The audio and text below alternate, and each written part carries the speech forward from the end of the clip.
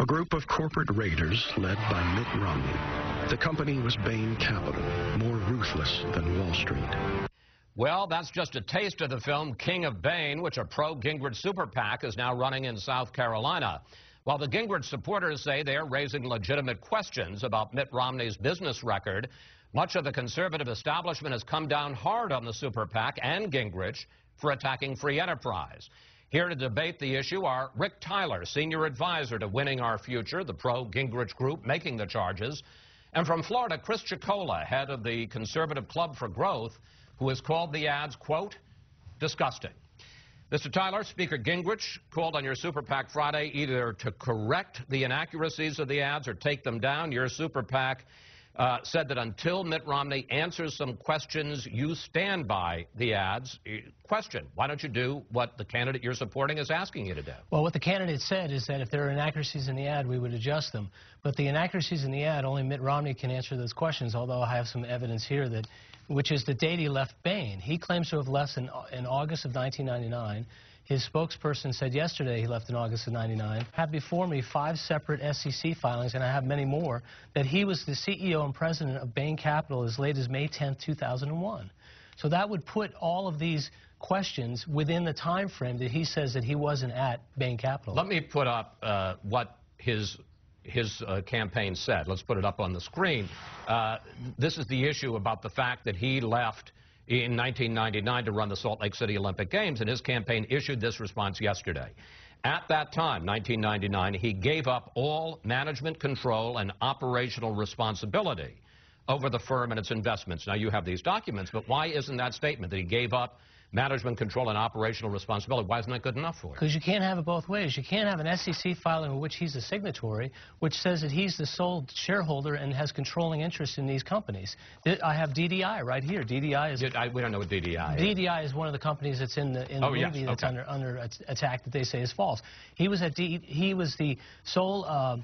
He was in charge of Bain Capital as late as May 10th, 2001. So either he filed a false SEC report, which I doubt he did, or he's telling the voters something that's not true. So bottom line, if he stands by the statement his campaign made, but he doesn't answer your specific questions... Then we stand by the film. And you're going to keep running the film? Absolutely.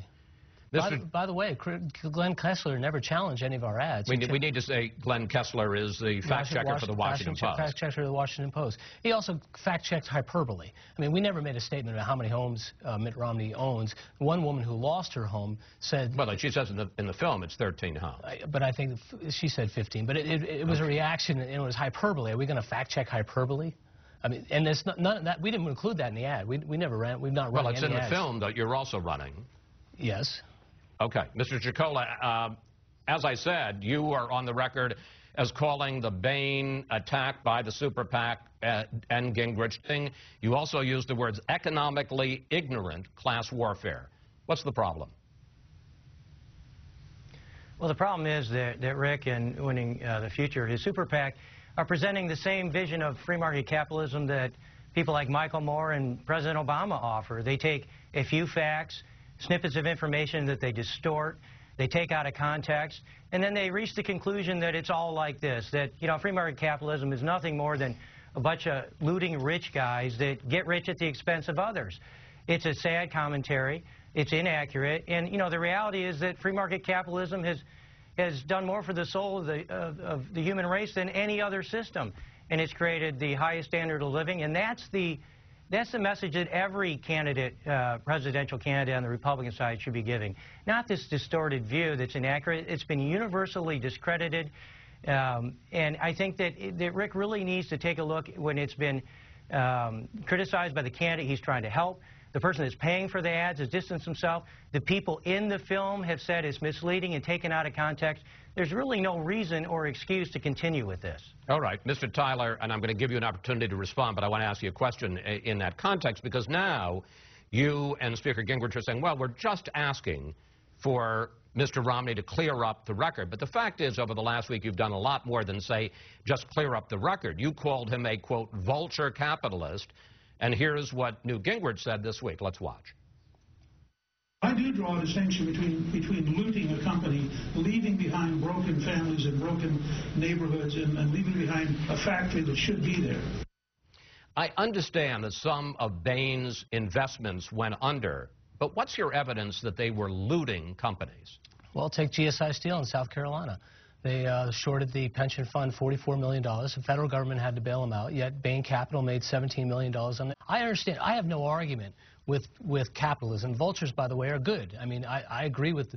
So that was a compliment, calling him a vulture capitalist? Well, look, he's trying to claim he's this high-flying eagle in the business world creating jobs, when in fact, you know, Bain, 30% of their companies went out of business. And in business, you know, there's winners and losers, but with Bain, there's sometimes you win and sometimes you win.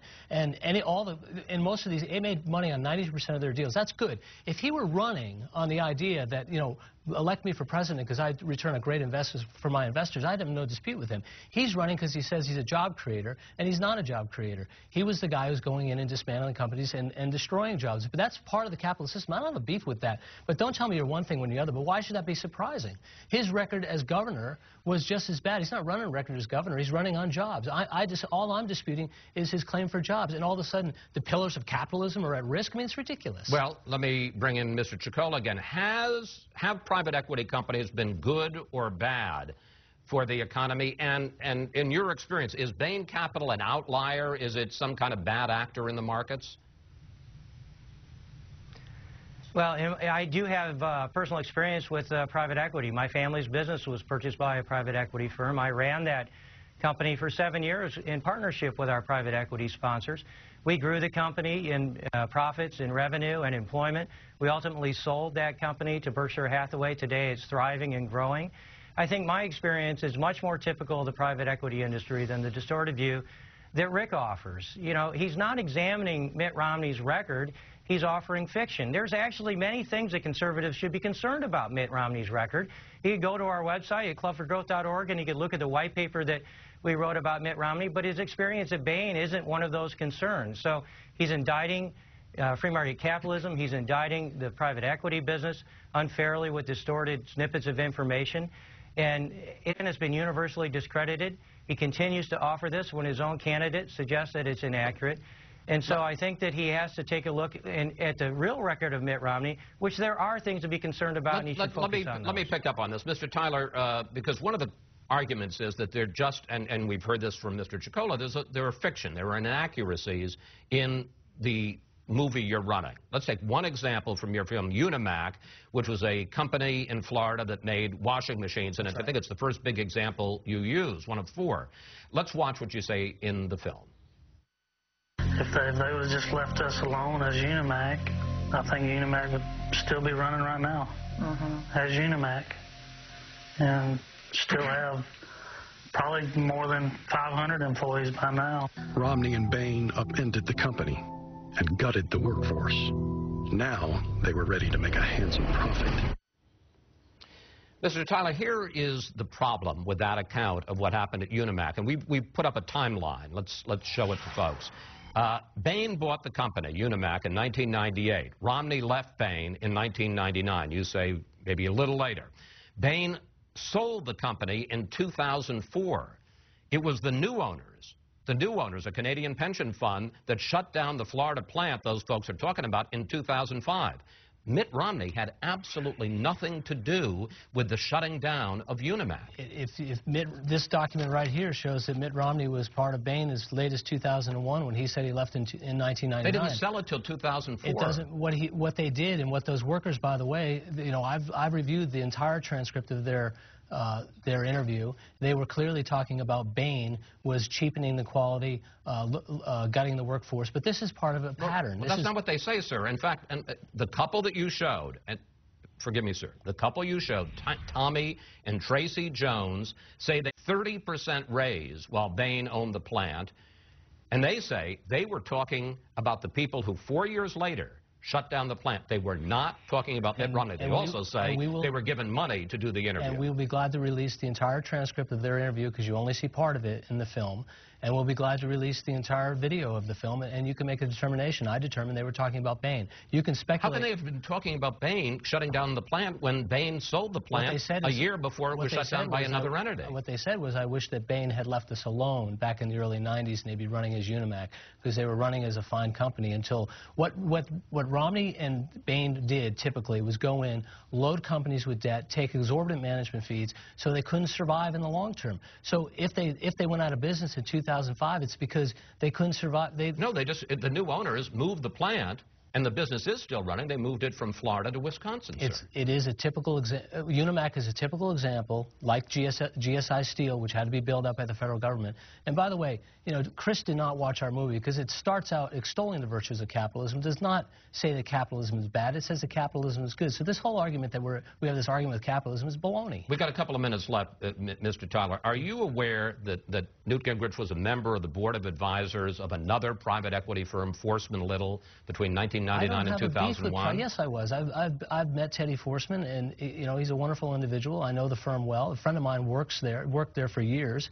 I don't have a problem with private equity firms. Well, let me ask you about that, because exactly during the time that Newt Gingrich was there, did you know that Forsman Little invested billions of dollars in two telecommunications firms, McLeod and Exo Communications, that both went bankrupt, and that Forsman Little was sued by public employees unions, pension funds, rather, in Connecticut? And I'm sure if Teddy Forsman ran for president, that would be an issue. The issue here is what Romney is saying. But why was it okay for Newt Gingrich to be a part of Forsman Little? I have a beef with private equity firms. I have a beef with Mitt Romney's record.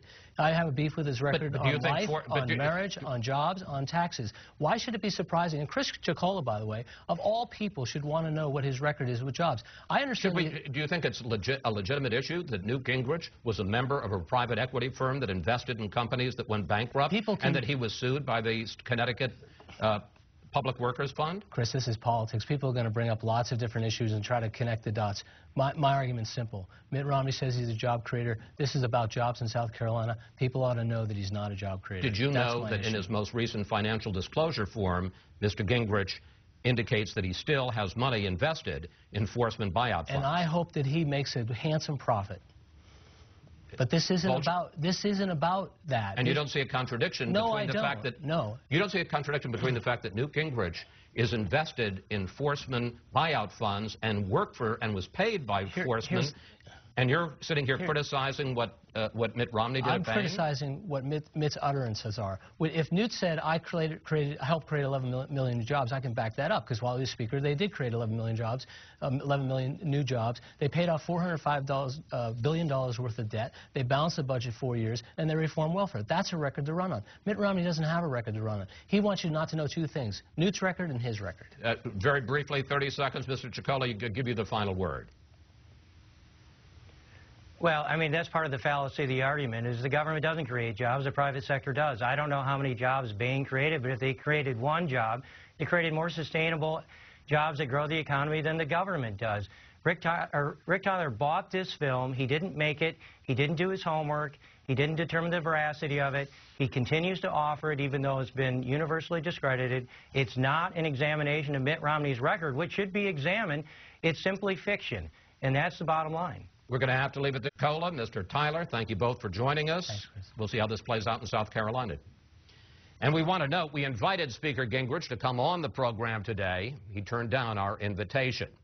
Up next, the Republican race heads south, and the rest of the